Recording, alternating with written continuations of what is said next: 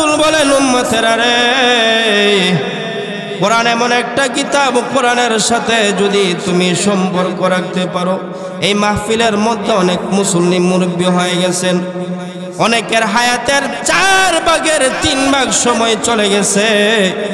ওই যে ডান পাশে কবরস্থান রয়েছে, কোন সময় অন্ধকার কবরের মধ্যে আমাকে আপনাকে শোয়া দিবে আমি আপনি বলতে পারি না। আল্লাহর নবী বলেন উম্মতেরা রে, কোন বান্দা বান্দি যদি কোরআনের সাথে যদি সম্পর্ক রাখতে পারে, যারা নিয়মিতভাবে কোরআন তেলাওয়াত করবে, আরে মা বোনেরা ভালো করে শুনেন, আল্লাহর নবী বলেছেন যে বান্দা বান্দি মুরব্বী বাবা যুবক ভাইরা বোনেরা যারা নিয়মিত সব সময় যারা কোরআন তেলাওয়াত করবে, মাগরিবের পরে সূরা ওয়াকিয়া তেলাওয়াত করলেন, এশারের নামাজের পরে সূরা মুলক তেলাওয়াত করলেন, ফজরের পরে আবার সূরা ইয়াসিন তেলাওয়াত করেন। আল্লাহর নবী বলেন এইভাবে দুনিয়ার জমিনে যারা ক্ষণে ক্ষণে সময়ে সময়ে যারা অল্প অল্প করে কোরআনটাকে তেলাওয়াত করবে, আল্লাহর নবী বলেন ওই বান্দাটা দুনিয়ার জমিন থেকে যেদিন অন্ধকার কবরের মধ্যে চলে যাবে, বান্দাকে যেই মাত্র কবরের ভিতরে রাখা হবে, বান্দাকে কবরের মধ্যে রাখার পর আল্লাহ যখন 2 জন ফেরেশতাকে পাঠায়া দিবে, 2 জন ফেরেশতা তাকায় দেখবে মাইয়েতের মাথার সামনে সুন্দর একটা যুবক বসা আছে। জোরে কন্যা সুবহানাল্লাহ। ফেরেশতারা হুঙ্কার দিয়ে বলবে মান রব্বুকা, তোমার রবকে। যেই মাত্র এই কথা বলবে, যুবকটা ডেকে ডেকে বলবে উসকুত, আরে আল্লাহর বান্দা তুমি যুবকের ঘুমের মধ্যে ডিস্টার্ব করো না। ফেরেশতারা বলবে যুবক রে, কে তুমি, কি তোমার পরিচয়, কি তোমার পরিচয়? যুবকটা ডেকে ডেকে বলবে আরে ফেরেশতারা তোমরা তো আমাকে চিনবা না, বলে পরিচয়টা দাও। এমনি যুবকটা ডেকে ডেকে বলবে আরে ফেরেশতারা আমি হলাম দুনিয়ার জমিনের যুবকের কোরআন তেলাওয়াত। এই যুবক যুবতী বান্দা মুরব্বী বাবা মুরব্বী মা বোনেরা তারা দুনিয়ার জমিনে ওই রাতের বেলায় তারা বিভিন্ন ডিসলাইন দেখে নাই, সিরিয়াল দেখে নাই, আমি আল্লাহর কোরআনটাকে তেলাওয়াত করেছে। ফজরের পরে সূরা ইয়াসিন তেলাওয়াত করেছে, মাগরিবের পরে ওয়াকিয়া তেলাওয়াত করেছে। প্রতিদিন সময় সময় আমি আল্লাহর কোরআনটাকে তেলাওয়াত করেছে। এই বান্দাটা দুনিয়ার জমিনে কোরআনের সাথে সম্পর্ক রাখার কারণে মহান আল্লাহ রব্বুল আলামিন আমি কোরআনটাকে সুন্দর একটা যুবকের আকৃতি দিয়া মহান আল্লাহ যুবকটাকে নিরাপত্তা দেওয়ার জন্য আমাকে কবরের মধ্যে পাঠায়া দিছে। ফেরেশতারা হুঙ্কার দিয়ে বলবে আরে যুবক বলো কতদিন তুমি কবরের মধ্যে থাকবা, এখানে তুমি কতদিন পর্যন্ত থাকবা? যুবকটা ডেকে ডেকে বলবে আরে ফেরেশতারা আমি কবরের মধ্যে থাকবো। হাসি যে আয়াত কারিমা তেলাওয়াত করেছি, আয়াতের মধ্যে আল্লাহ বলেন ইন্না আরাদনাল আমানাতা আলাস সামাওয়াতি ওয়াল আরদি ওয়াল জিবাল।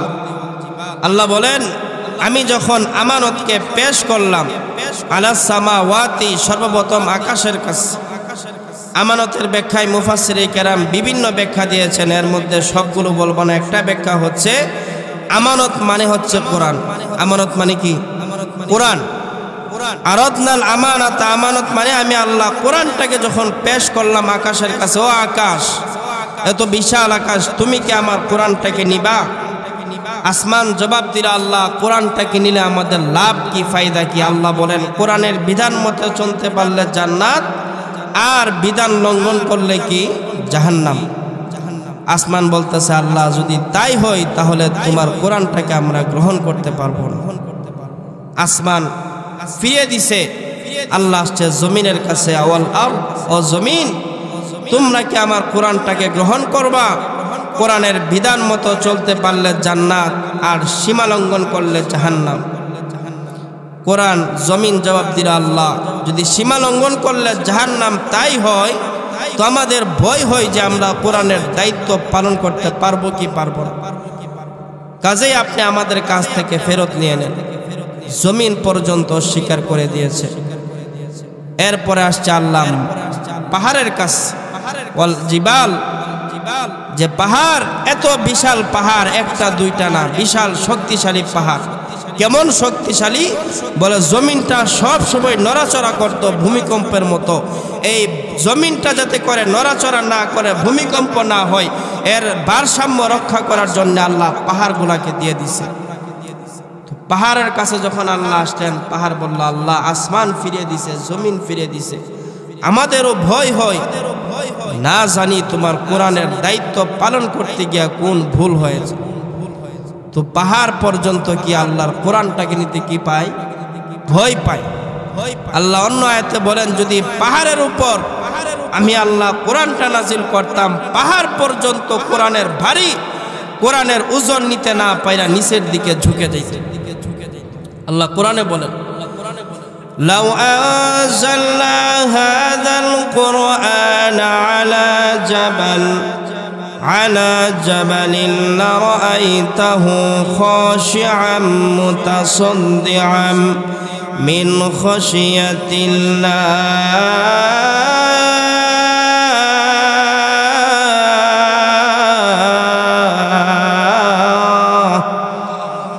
আল্লাহ বলেন, পাহাড়ের উপর যদি আমি আল্লাহ কোরআন নাজিল করতাম, পাহাড় পর্যন্ত কোরআনের ভয়ে নিচের দিকে ঝুঁকে যাইত। তো এর থেকে আমি আপনি কি বুঝলাম, কোরআন কি হালকা নাকি ভারী? আরে জোরে বলেন, হালকা না ভারী? এরপরে আল্লাহ আসলেন মানুষের কাছে।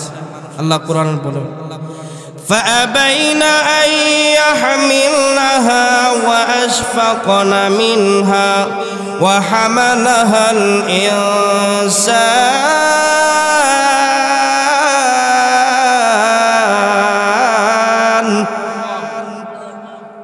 আল্লাহ বলেন, এরপরে আমি আসলাম মানুষের কাছে। ও মানুষ, তোমরা কি আমার কোরআনটাকে নিবা? মানুষ বলে, আল্লাহ কোরআন নিলে কি দিবে? আল্লাহ যেই মাত্র জান্নাত বলছে, তো জান্নাতের কথা শুই না, পরে যে জাহান্নামের কথা বলবে এটা শোনার আগে আগেই মানুষ তো জান্নাত দেখছে মানে আমাদের নবী তো জান্নাত দেখে আসছে মেরাজে, হাদিসের মধ্যে আমরা পড়ছি। তো এই সবগুলো জান্নাতের নাজ নিয়ামত শুই না, জান্নাতের কথা শোনার সাথে সাথে দিলের ভিতরে একটা আগ্রহ চলে আসছে। মানুষ কোরআনটাকে নিয়ে নিছে, পরে যে কি হবে না হবে সেটার কথা আর কি করে নাই, ভাবে নাই। তো আল্লাহ আমাদেরকে কোরআন দিলেন, আমরা কোরআন নিলাম। এরপরে আল্লাহ বলেন, ইন্নাহু কানা যালুমান জাহুলা।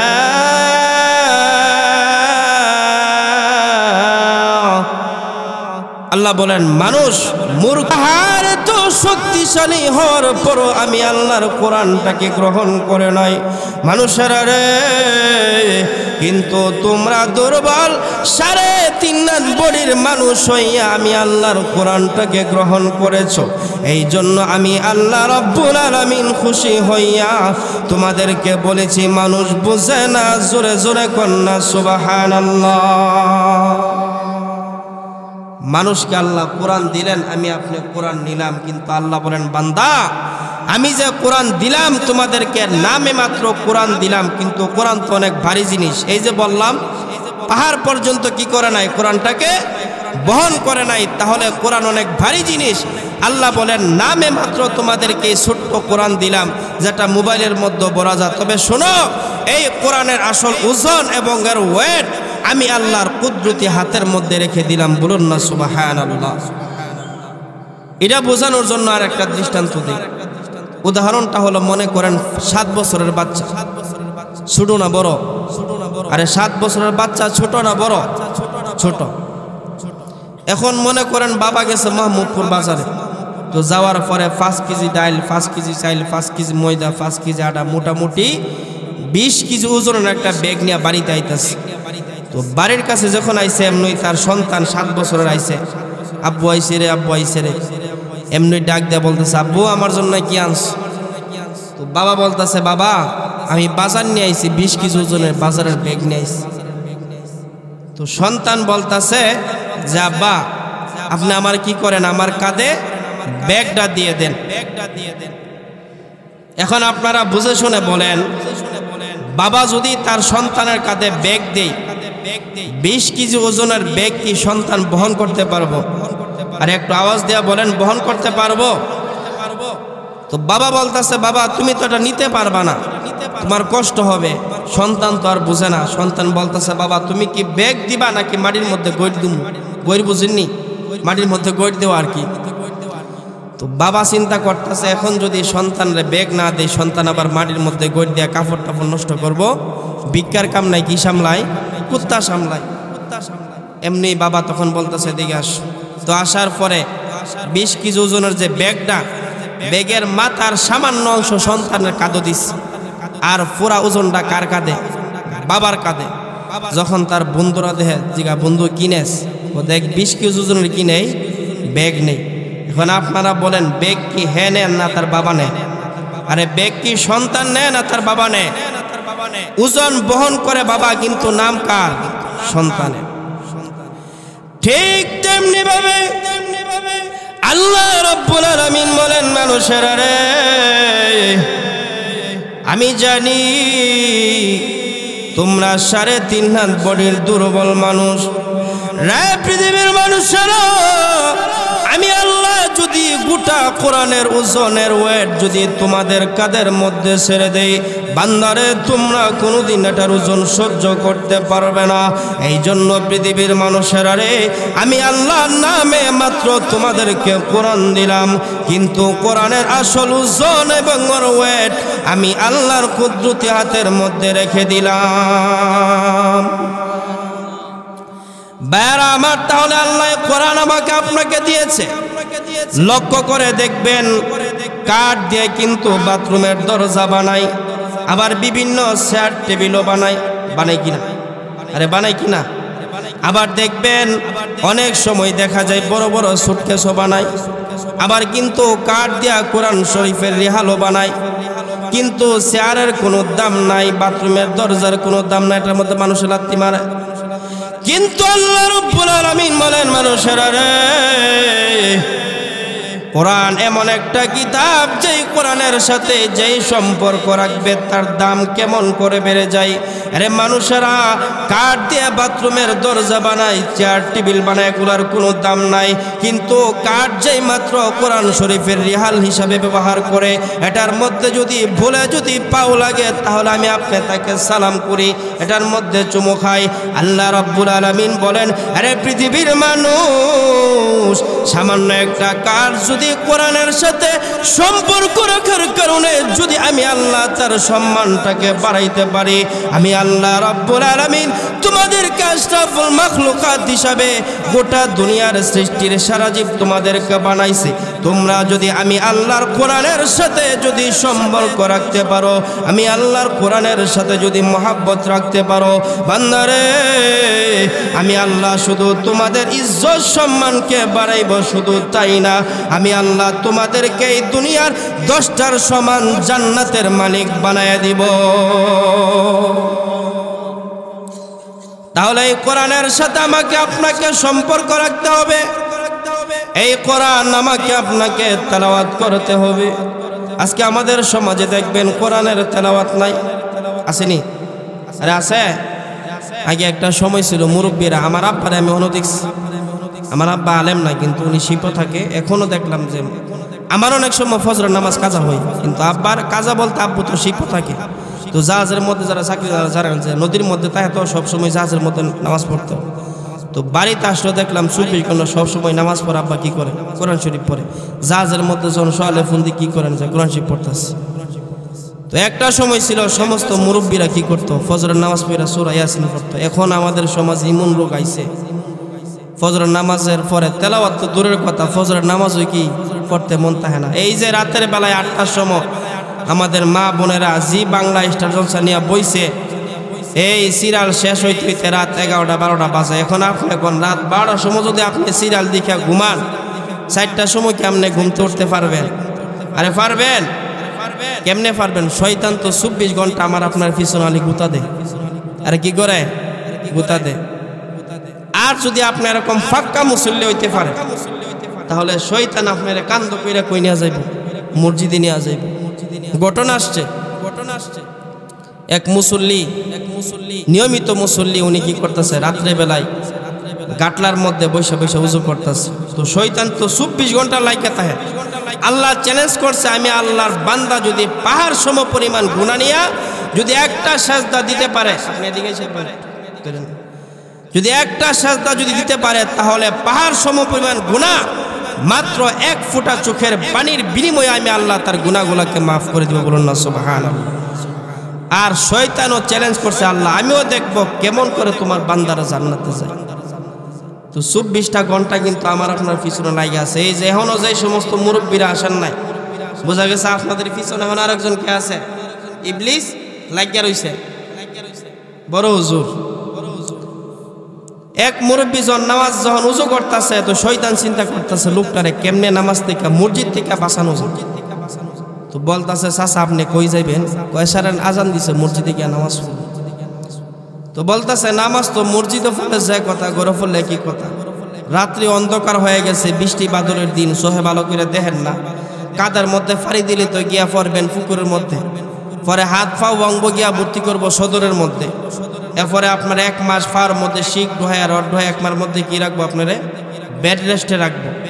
এখন কি আপনি হিডা করবেন নাকি মসজিদ, নাকি ঘরে থাকবেন? তো মুরব্বী আছেন ফাক্কা ইমানদার, যাই হোক অসুস্থ হইলে হমু, তারপরে কি করুম, মসজিদে যাবো। শয়তান এখানে ফেল মারছে।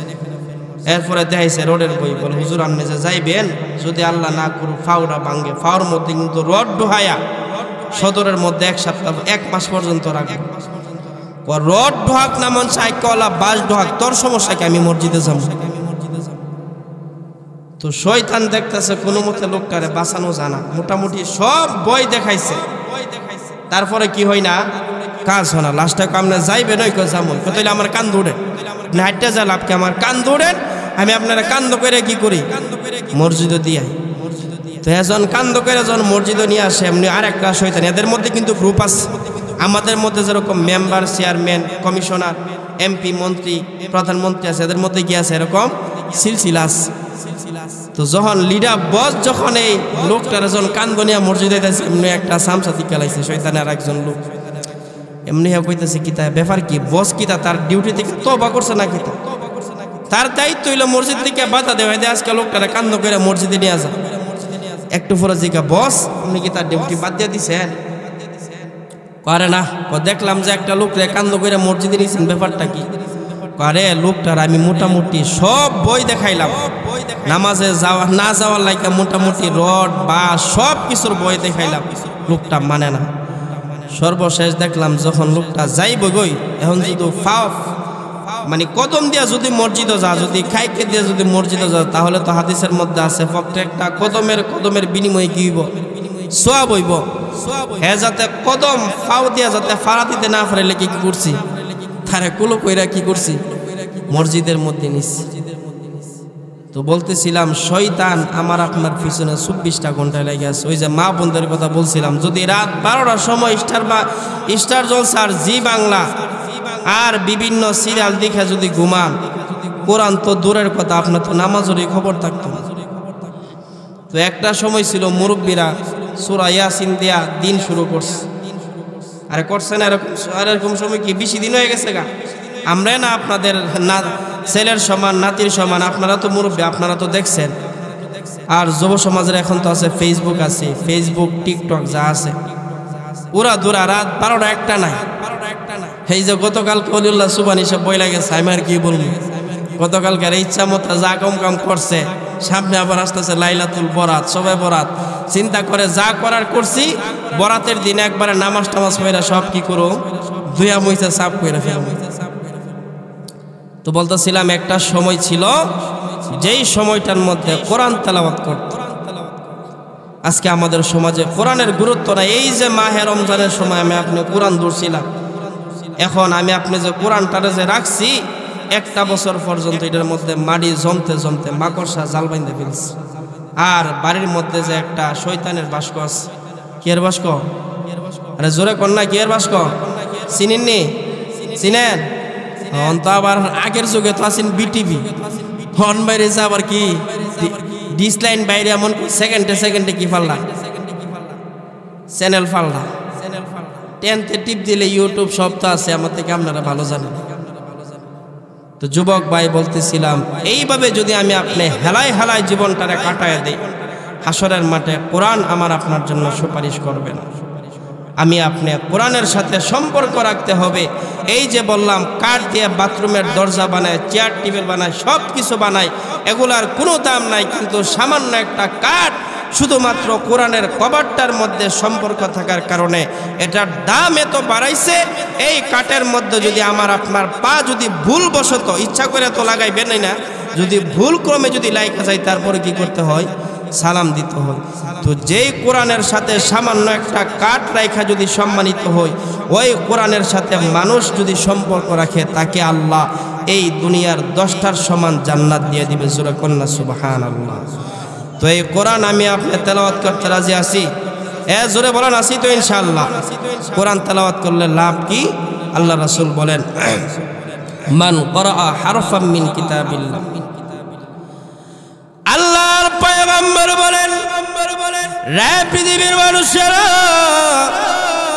আমার কোন উম্মত মুহাম্মদপুরের কোন বান্দা বান্দি, কোন যুবক যুবতী যদি কোরআনুল কারীম থেকে যদি একটা অক্ষর তেলাওয়াত করে, কয়টা অক্ষর? জোরে বলেন কয়টা অক্ষর? মনে করেন আলিফ, এই শব্দটা বললেন, আমার নবী বলেছেন কোন বান্দা যদি আলিফ শব্দটা যদি একবার পড়ে, মহান আল্লাহ রব্বুল আলামিন সঙ্গে সঙ্গে তার আমলনামায় 10টা সওয়াব আল্লাহ লিখে দিবেন। এটা হলো কম হলে 10, কি একবারে কমের পরিমাণ, কিন্তু বেশি কি পরিমাণ দিবেন এটার পরিমাণ আল্লাহ বলে নাই।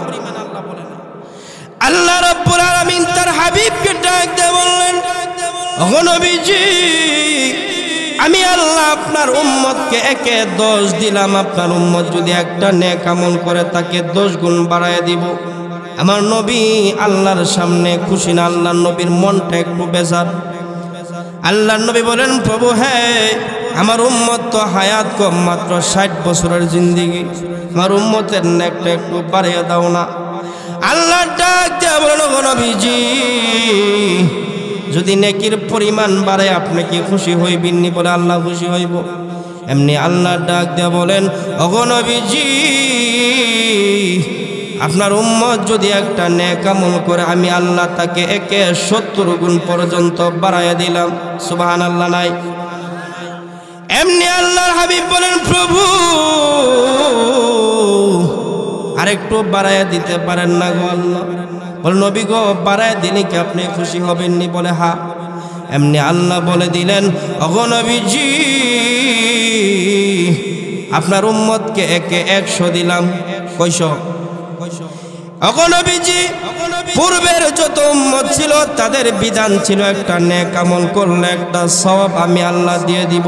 আপনার উম্মতকে 100 দিলাম, কিন্তু তখনও পর্যন্ত আমার আপনার নবী খুশি না। রে মুরব্বী বাবারা, ভালো করে বুঝেন, আমার আপনার নবী আমার আপনার জন্য কি পরিমাণ চিন্তা করতেন, কি পরিমাণ উম্মতের জন্য পেরেশানি ছিলেন। আজকে আমি আপনি সেই নবীর উম্মত হইয়া যুবক ভাইয়ের, আমি আপনি মাথার চুল কাটি নেইমারকে ফলোয়ার করে, কেউ মেসিকে ফলোয়ার করে। রে যুবক ভাইয়েরা, আল্লাহর নবীকে আল্লাহ বলেন, ওগো নবীজি, আপনার উম্মতকে আমি আল্লাহ রব্বুল আলামিন নেকে 100 দিলাম। আপনার উম্মত যদি নেক আমল করে একটা, আমি আল্লাহ তার অ্যাকাউন্টের মধ্যে সব জমা দিব 100টা। জোরে কন্যা সুবহানাল্লাহ। তখনও পর্যন্ত আমার আপনার নবী খুশি না। এমনি আল্লাহর নবী ডাক দিয়ে বললেন, প্রভু আমার উম্মতের হায়াত হলো মাত্র 70 বছর। পূর্বের যত নবী ছিল, যত উম্মত ছিল, তাদের হায়াত ছিল 500 বছর, 1000 বছর, 1500 বছর। ওগো প্রভু, আমার উম্মতের হায়াত মাত্র 70 বছর পর্যন্ত। আল্লাহ আমার উম্মতকে আর একটু কি বাড়াইয়া দেওয়া যায় না? এমনি আল্লাহ ডাক দিয়ে বলেন, ওগো নবীজি, আপনার পরে তো আর কোনো নবী আসবে না, আমি আল্লাহ সওয়াবের ভান্ডার কার জন্য রেখে দিব? আল্লাহ বলে দিলেন, ওগো নবীজি, আপনার উম্মতকে 700 গুণ পর্যন্ত বাড়ায় দিলাম। জোরে কন্যা সুবহানাল্লাহ। ইয়া রাসূলুল্লাহ, ইয়া হাবিবাল্লাহ, ওগো নবীজি, আপনার উম্মত যদি দুনিয়ার জমিনে যদি ইখলাসের সাথে একটা নেক আমল করে, আমি আল্লাহ রাব্বুল আলামিন সাথে সাথে তার আমল নামায় 700 গুণ পর্যন্ত সওয়াব দিয়ে দিব। আমার আপনার নবী খুশি না? আল্লাহ ডাক দিয়ে বলল, নবীজি 700 গুণ পর্যন্ত বাড়াইলাম, তারপরও কেন গো নবী? এমনি আল্লাহর নবী ডাক দিয়ে বললেন, প্রভু গো, আমার উম্মত তো লম্বা হায়াত পাইবে না গো আল্লাহ, আমার উম্মতের আর একটু সওয়াব বাড়াইয়া দেন না। এমনি আল্লাহ ডাক দিলেন, ওগো নবীজি, জান গো নবী, আপনার উম্মতের সওয়াব আমি আল্লাহ কোনো সীমাবদ্ধতা করব না, লিমিটেশন করব না। ইয়া রাসূলুল্লাহ, ইয়া হাবিবাল্লাহ, ওগো নবীজি, আপনার কোনো উম্মত, কোনো বান্দা বান্দি যদি ইখলাসের সাথে আমি আল্লাহকে খুশি করার জন্য মাত্র একটা নেক আমল করে, আমি আল্লাহ রাব্বুল আলামিন তার আমল নামায় বিগয়রি হিসাব সওয়াব দান করে দিব। ভাইয়ার আমার, তাহলে বলতেছিলাম আল্লাহর নবী ওই হাদিসের মধ্যে বলেছেন, কোন বান্দা বান্দি যদি একটা কোরআনের হরফ তেলাওয়াত করে, তার আমল নামায় কমপক্ষে আল্লাহ 10টা সওয়াব দিয়ে দেয়। এটা হলো কমের পরিমাণ। আল্লাহ রাসূল বলেন, ওয়ালা আকুলু আলিফ লাম মিম হরফুন, আমি বলি না রে উম্মতেরা রে, আলিফ লাম মিম 3টা মিলে একটা হরফ, বরংস আলিফ একটা হরফ, লাম একটা হরফ, মিম একটা হরফ। সুতরাং কোন বান্দা বান্দি যদি আলিফ লাম মিম এই 3টা হরফ যদি কোনো বান্দা বান্দি তেলাওয়াত করে, মহান আল্লাহ রাব্বুল আলামিন তার আমল নামায় কমপক্ষে 30টা সওয়াব আল্লাহ লিখে দিবেন। এই জন্য ভাইরা আমার, কোরআনের সাথে সম্পর্ক রাখতে রাজি আছি? জোরে বলে রাজি আছি? আল্লাহর রাসূল বলেন, উম্মতেরা রে, কোরআন এমন একটা কিতাব, কোরআনের সাথে যদি তুমি সম্পর্ক রাখতে পারো। এই মাহফিলের মধ্যে অনেক মুসল্লি মুরব্বী হয়ে গেছেন, অনেকের হায়াতের 4 ভাগের 3 ভাগ সময় চলে গেছে। ওই যে ডান পাশে কবরস্থান রয়েছে, কোন সময় অন্ধকার কবরের মধ্যে আমাকে আপনাকে শোয়া দিবে আমি আপনি বলতে পারি না।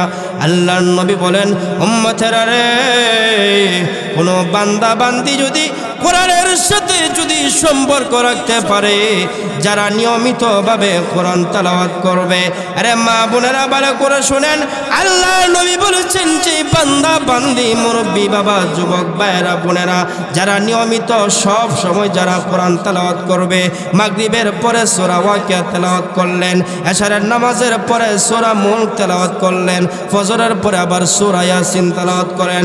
আল্লাহর নবী বলেন, এইভাবে দুনিয়ার জমিনে যারা ক্ষণে ক্ষণে সময়ে সময়ে যারা অল্প অল্প করে কোরআনটাকে তেলাওয়াত করবে, আল্লাহর নবী বলেন, ওই বান্দাটা দুনিয়ার জমিন থেকে যেদিন অন্ধকার কবরের মধ্যে চলে যাবে, বান্দাকে যেই মাত্র কবরের ভিতরে রাখা হবে, বান্দাকে কবরের মধ্যে রাখার পর আল্লাহ যখন 2জন ফেরেশতাকে পাঠায়া দিবে, 2জন ফেরেশতা তাকায় দেখবে মাইয়েতের মাথার সামনে সুন্দর একটা যুবক বসা আছে। জোরে কন্যা সুবহানাল্লাহ।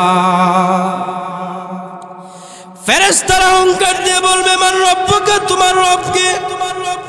যেই মাত্র এই কথা বলবে, যুবকটা ডেকে ডেকে বলবে, উসকুত, আরে আল্লাহর বান্দা, তুমি যুবকের ঘুমের মধ্যে ডিস্টার্ব করো না। ফেরেশতারা বলবে, যুবক রে, কে তুমি, কি তোমার পরিচয়, কি তোমার পরিচয়? যুবকটা ডেকে ডেকে বলবে, আরে ফেরেশতারা, তোমরা তো আমাকে চিনবা না, বলে পরিচয়টা দাও। এমনি যুবকটা ডেকে ডেকে বলবে, আরে ফেরেশতারা, আমি হলাম দুনিয়ার জমিনের যুবকের কোরআন তেলাওয়াত। এই যুবক যুবতী, বান্দা, মুরব্বী, বাবা, মুরব্বী, মা বোনেরা, তারা দুনিয়ার জমিনে ওই রাতের বেলায় তারা বিভিন্ন ডিসলাইন দেখে নাই, সিরিয়াল দেখে নাই, আমি আল্লাহর কোরআনটাকে তেলাওয়াত করেছে। ফজরের পরে সূরা ইয়াসিন তেলাওয়াত করেছে, মাগরিবের পরে ওয়াকিয়া তেলাওয়াত করেছে। প্রতিদিন সময় সময় আমি আল্লাহর কোরআনটাকে তেলাওয়াত করেছে। এই বান্দাটা দুনিয়ার জমিনে কোরআনের সাথে সম্পর্ক রাখার কারণে মহান আল্লাহ রব্বুল আলামিন আমি কোরআনটাকে সুন্দর একটা যুবকের আকৃতি দিয়া মহান আল্লাহ যুবকটাকে নিরাপত্তা দেওয়ার জন্য আমাকে কবরের মধ্যে পাঠায়া দিছে। ফেরেশতারা হুঙ্কার দিয়ে বলবে, আরে যুবক বলো কতদিন তুমি কবরের মধ্যে থাকবা, এখানে তুমি কতদিন পর্যন্ত থাকবা? যুবকটা ডেকে ডেকে বলবে, আরে ফেরেশতারা আমি কবরের মধ্যে থাকবো, হাসরের মাঠও থাকবো, মিজানের পাল্লার মধ্যে থাকবো, ফুলসিরাতও থাকবো, যতক্ষণ পর্যন্ত আল্লাহর বান্দাকে চূড়ান্তভাবে জান্নাতের ঘোষণা দিতে না পারবো ততক্ষণ পর্যন্ত আমি যুবক এই মাইয়েতের মাথার লাশের পাশ থেকে সামান্য পরিমাণ সর্বনা। জোরে জোরে কন্যা সুবহানাল্লাহ। ভাইয়ার আমার, তাহলে কোরআন এমন একটা কোরআন, শুধু তাই না আল্লাহর নবী বলেন কোরআনের সাথে যারা সম্পর্ক রাখবে, আমার সময়টা শেষ হয়ে গেছে। আল্লাহর নবী হাদিসের মধ্যে বলেন, আরে মুহাম্মদপুরের মা বোনেরা, রে যুবক ভাইয়েরা বোনেরা, আল্লাহর নবী বলেছেন উম্মতেরা রে, কোনো বান্দা বান্দি যদি কোরআনের সাথে সম্পর্ক রাখতে পারে, কোরআনের সাথে সম্পর্ক রাখার কারণে মহান আল্লাহ রব্বুল আলামিন কিয়ামতের কঠিন ময়দানে যেদিন আপনার মা আপনাকে পরিচয় দিবে না, আপনার বাবা আপনাকে পরিচয় দিবে না, আপনার বন্ধু আপনাকে পরিচয় দিবে না, যেদিন আপনার নেতা আপনাকে পরিচয় দিবে না, দুনিয়ার কোনো মানুষ আপনাকে পরিচয় দিবে না, আল্লাহর নবী বলেন ওই কিয়ামতের কঠিন ময়দানে তুমি যদি কোরআনের সাথে সম্পর্ক রাখতে পারো তাহলে কোরআন তোমার জন্য আল্লাহর আদালতের মধ্যে জেরা করে করে তোমাকে জান্নাতের মালিক বানিয়ে দিবে। জোরে কন্যা সুবহানাল্লাহ। আপনার পক্ষে কোরআন সুপারিশ করবে উকিলের মতো। কিভাবে? হাসরের মাঠে আল্লাহ তাআলা সর্বপ্রথম যখন কিয়ামতের মাঠ কায়েম করবে, এর আগে আল্লাহ হাসরের মাঠে তখন লৌহে মাহফুজকে ডাক দিবে, ও লৌহে মাহফুজ, আমি আল্লাহ দুনিয়া সৃষ্টি করার 50,000 বছর পূর্বে তোমার কাছে আমার কোরআনটাকে আমানত রেখেছিলাম, আজকে হাসরের মাঠে আমার কোরআন তুমি আমার কাছে ফেরত দাও। লৌহে মাহফুজ জবাব দিবে, আল্লাহ তোমার কোরআন তো আমি আমার কাছে রাখি নাই, তোমার কোরআন আমি জিবরাইল আমিনের কাছে রাখছি। আল্লাহ তখন জিবরাইলকে ডাক দিবেন, জিবরাইল আমার কোরআনকে আমার কাছে ফেরত দেন। জিবরাইল জবাব দিবে, আল্লাহ তোমার এই ভারী কোরআন এর আমানত আমি আমার কাছে রাখি নাই, 23 বছরের মধ্যে তোমার হাবিবের উপর আমি তোমার কোরআনটাকে নাজিল করেছি। বলুন না সুবহানাল্লাহ। আল্লাহ কোরআনে বলেন, নাযালা বিহির রূহুল আমিন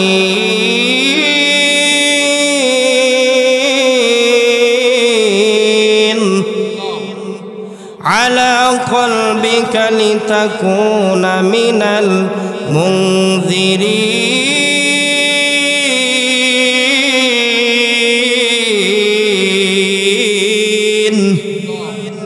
আল্লাহ বলেন নাযালা বিহির রূহুল আমিন, তিনি হলো রূহুল আমিন, সম্মানিত ফেরেশতা, যিনি নাজিল করেছেন আলা কলবিকায় কলবি মুহাম্মাদিন সাল্লাল্লাহু আলাইহি ওয়াসাল্লাম, যিনি মুহাম্মদের সাল্লাল্লাহু আলাইহি ওয়াসাল্লাম নবীর সিনার মধ্যে কি করছেন? কোরআনটাকে নাজিল করেছেন। জিবরাইল বলবে, আল্লাহ তোমার কোরআনটাকে আমিও আমার কাছে রাখি নাই, তোমার বন্ধুর কাছে রাখছি। আল্লাহ ওই সময় আমার আপনার নবীকে ডাক দিবেন, নবী আজকে হাসরের মাঠে আমার কোরআনটাকে আপনি আমার কাছে ফেরত দেন। হাসরের মাঠে আল্লাহর রাসূলকে যখন আল্লাহ ডাক দিবে, আল্লাহর রাসূল জবাব দিবে, আল্লাহ আমি তোমার কোরআনটাকে আমিও আমার কাছে রাখি নাই। ওই যে বিদায় হজের ভাষণে 1.25 লক্ষ সাহাবীর সামনে আমি তোমার কোরআনটাকে আমানত হিসাবে আমার উম্মতের কাছে রেখে আসছি। ওই হাসরের মাঠে আল্লাহ পাক তখন উম্মতে মুহাম্মদীকে, পৃথিবীর সমস্ত উম্মতে মুহাম্মদীকে ডাক দিবে, এদিকে আসো। কিতাবের মধ্যে আসছে উম্মতে মুহাম্মদীর দুনো হাতে এইভাবে জাহান্নামের দড়ি দিয়া বাঁধবে, বাইন্দা জাহান্নামের কিনারার মধ্যে দাঁড় করাইবে। আল্লাহ বলবেন, আমার কোরআনের আমানত কতটুকু রক্ষা করেছ? আমার যে হাবিব কোরআনের জন্য দুনিয়ার জমিনে উহুদের ময়দানে নিজের দান মুবারক শহীদ করেছিল, যেই কোরআনের জন্য তায়েফের ময়দানে আমার হাবিব নিজের রক্ত ঝরিয়েছিল, ওই হাবিবের রক্ত মাখা কোরআন দুনিয়ার জমিনে কতটুকু আমানত রক্ষা করেছে আজকে হিসাব দাও। উম্মতে মুহাম্মদী গুলাকে যখন দাঁড় করাইবে, আল্লাহর রাসূল তো উম্মতের জন্য পেরেশান, রাসূল চিন্তায় পড়ে যাবে। প্রভু আমাকে সুযোগ দেন, বলে নবী গো আপনি সুযোগ দিলে কি করবেন? আল্লাহর নবী বললেন, প্রভু গো আমি আদম নবীর কাছে যাব। আল্লাহর নবী বিশ্ব নবী রাহমাতুল লিল আলামিন একটা দৌড় দিয়ে আদম নবীর কাছে চলে যাবে। ওগো আদম নবী তাকায় দেখেন, এই যে হাসরের মাঠে সমস্ত মানুষগুলা দেখতে পান, সবাই হলো আপনার সন্তান, আপনি হলেন তাদের বাবা, এরা হলো আমার উম্মত, আমি হলাম তাদের নবী। আদম নবী গো হাসরের মাঠে আল্লাহ রাব্বুল আলামিন তাদেরকে জাহান্নামের পাকড়াও করেছে, আপনি আল্লাহর কাছে সুপারিশ করবেন, আপনি হলেন হাকিম, আপনি আল্লাহর কাছে সুপারিশ করবেন, আর আমি উকিলের মতো আল্লাহর কাছে সুপারিশ করব। আদম নবী বলে, ওগো নবীজি না না সুপারিশ করতে পারবো না। বলে কেন গো? বলে আমিও তো আজকের দিনের জন্য গুনাহগার। বার আমার কিয়ামতের কঠিন ময়দানে এইভাবে আদম নবী থেকে শুরু করে ঈসা নবী পর্যন্ত কোন নবী উম্মতের জন্য সামনে আগায় আসবে না। আমার আপনার নবী যেই মাত্র দেখবে কোন নবী উম্মতের জন্য সুপারিশ করে নাই, আমার আপনার নবী চোখ দিয়ে পানিগুলো বের হবে, আল্লাহর কুদরতি কদমের মধ্যে সিজদায় পড়ে যাবে। প্রভু আমার উম্মত গুলাকে তুমি জবাবদিহিতা করো না, আমার উম্মত গুলা জবাব দিতে পারবে না। আমার আপনার নবী একবার মিজানের পাল্লার মধ্যে চলে যাবে, আরেকবার দৌড় দেয়া ফুলসিরাতের সামনে চলে যাবে, আর চোখ দিয়া পানি বের করবে। এমনি আল্লাহ ডাক দিবেন, ওগো নবীজি আমি আল্লাহ দুনিয়ার জমিনে আপনাকে কম কাঁদাই না গো নবী। ইয়া রাসূলুল্লাহ, ইয়া হাবিবাল্লাহ, ওগো নবীজি আখিরাতের জিন্দেগি আপনার জন্য কাদার জিন্দেগি না গো নবী। নবী গো আপনি কাদার দরকার নাই, আপনি মাথা উঠান, আজকে আপনার উম্মতের বিচার করব ঠিক, কিন্তু সিস্টেম মতো আমি আল্লাহ আপনার উম্মতের বিচার বানাবো। ইয়া রাসূলুল্লাহ, ইয়া হাবিবাল্লাহ, ওগো নবীজি আপনার উম্মতের জন্য একটা সিস্টেম আমি আল্লাহ রেখে দিয়েছি। বলে আল্লাহ গো কি সিস্টেম? বলে নবী গো আপনার উম্মতের বিচার আমি আল্লাহ নিজে কুদরতি হাতে করব না, আপনার উম্মতের বিচারের জন্য আমি আল্লাহ রাব্বুল আলামিন কোরআনটাকে হাকিম বানিয়ে দিলাম। কোরআন আপনার বান্দা বান্দির জন্য সুপারিশ করবে, যেই বান্দা বান্দির জন্য সুপারিশ আপনার কোরআন করবে, আমি আল্লাহ রাব্বুল আলামিন তার জন্য জান্নাতের মালিক বানায় দিব। আল্লাহ কোরআনকে হাকিম বানায় দিবে। আল্লাহ রাসূল তখন কিছুটা ঠান্ডা হবে। ওই সময় দুইটা কাতার হইব, একটা জান্নাতের একটা জাহান্নামের। মাঝখান দিয়া কোরআন একটা দৌড় দিবে, দৌড় দিয়া মোহাম্মদপুরের যেই বান্দাটা কোরআন পড়ছে, ও কলমুদ্দিন এদিগায়, ও সলমুদ্দিন এদিগায়, ও আমেনা এদিগায়, জরিনা এদিগায়, এমনি দাঁড় করাইবে। আল্লাহ এরা দুনিয়ার জমিনে আমার কি করতো? মহাব্বত করতো, আমাকে তেলাওয়াত করতো। আল্লাহ যখন এই লোকটির দিকে চাইবে, সারার দিকে চায়া দেখবে এদের বিরুদ্ধে মোটামুটি 100-র মতো কমপ্লেন আছে। কি আছে? অভিযোগ আছে। কোনো লোক মানুষের হক মারছে, কেউ জিনা করছে, কেউ ডাকাতি করছে, কেউ আরেকজনের মাল আত্মসাৎ করছে। এইভাবে আল্লাহ ছায়া দেখবে যাদের পক্ষে কোরআন সুপারিশ করছে প্রত্যেকটা লোকের নামের মধ্যে মোটামুটি 100-র উপরে কি আছে? মামলা আছে। এখন ওই যে বলছিলাম হাদিসের মধ্যে যে কোরআন জেরাটা কেমনে করবে, তো কোরআন বলবে আল্লাহ এদেরকে মাফ করে দেন, এরা আমাকে মোহাব্বত করতো। আল্লাহ বলবেন এদেরকে মাফ করা যায় না, এদের বিরুদ্ধে বিভিন্ন রকমের মামলা আছে। একটা সময় কোরআন আল্লাহর সাথে উকিলের মতো জেরা করতে থাকবে, তর্ক বিতর্ক। সর্বশেষ কোরআন আল্লাহকে বলবে, আল্লাহ তুমি কি এদেরকে মাফ করবা নাকি আমি তোমার আসল কথা বলে দিব? তো আপনারা বলেন কোরআনের আসল কথা কি আল্লাহ কি জানে নাকি জানে না? আর একটু আওয়াজ দেয়া বলেন, জানে না কি জানে না? আল্লাহ তো মানুষের মনের খবর জানে। আল্লাহ বলেন ইন্নাহু আলিমুম বিযাতিস সুদূর।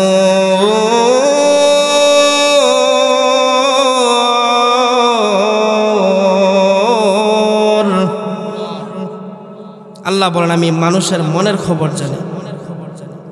কোরআন তখন আল্লাহকে বলবে, আল্লাহ তুমি কি এদেরকে ক্ষমা করবা নাকি হাসরের মাঠে লক্ষ লক্ষ কোটি কোটি মানুষের সামনে তোমার আসল কথা বলে দিব?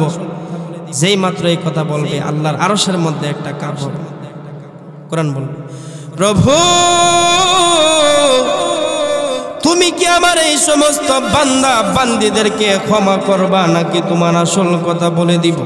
আল্লাহ বলবেন, আরে কোরআন বলো দেখি তোমার আসল কথাটা কি? এমনি কোরআন ডেকে ডেকে বলবেন, প্রভু এই সমস্ত বান্দা বান্দীদেরকে যদি তুমি ক্ষমা না করো গো, তাহলে আমি কিন্তু আসল কথাটা বলে দিব। আল্লাহ আসল কথাটা হচ্ছে এদেরকে যদি তুমি ক্ষমা না করো তাহলে হাসরের মাঠে লক্ষ লক্ষ কোটি কোটি মানুষের সামনে তুমি আমার কোরআনটাকে অস্বীকার করো। দুনিয়ার জমিন আমি তোমার কোরআনটা ছিলাম না। যেই মাত্র এই কথা বলবে, হাদিসের মধ্যে আসছে সাথে সাথে আল্লাহর আরশের মধ্যে একটা কম্পন হবে। আল্লাহ এমনি ডাক দিয়ে বলবে, কোরআন নাই, এটা তুমি কি কথা বললা, আমি কেমন করে তোমাকে অস্বীকার করব? এমনি আল্লাহ ডাক দিবেন, এরা কোরআন যাও যাও, এদের বিরুদ্ধে যদিও বিভিন্ন রকমের মামলা আছে, কিন্তু তুমি কোরআনকে তো আমি আল্লাহ রব্বুল আলামিন অস্বীকার করতে পারি না। এই জন্য তোমার খাতিরে এই সমস্ত মুরব্বী বাবাদেরকে আমি আল্লাহ রব্বুল আলামিন তাদের জিন্দেগির গুনাহ খাতাগুলোকে মাফ করে আমি আল্লাহ তাদেরকে দুনিয়ার 10টার সমান জান্নাতের মালিক বানায়া দিলাম।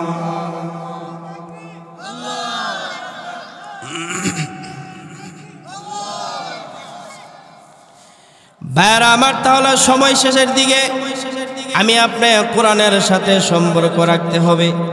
আর যদি প্রতিদিন সকালবেলা ওইটা যুবক ভাই যদি ফেসবুক না দেখে আপনি দিন শুরু করেন না, কিছু কিছু যুবক আছে সকালবেলা ওইটা ফেসবুকে না ঢুকলে তার আর দিনটা ভালো কাটে না।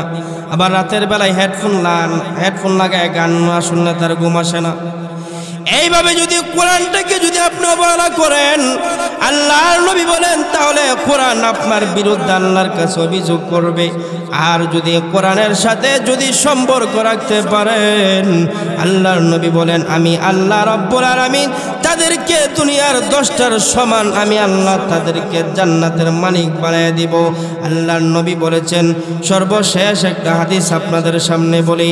আল্লাহর নবী বলেন, কোনো বান্দা বান্দি যদি তার সন্তানকে যদি হাফেজে কোরআন যদি বানাইতে পারে,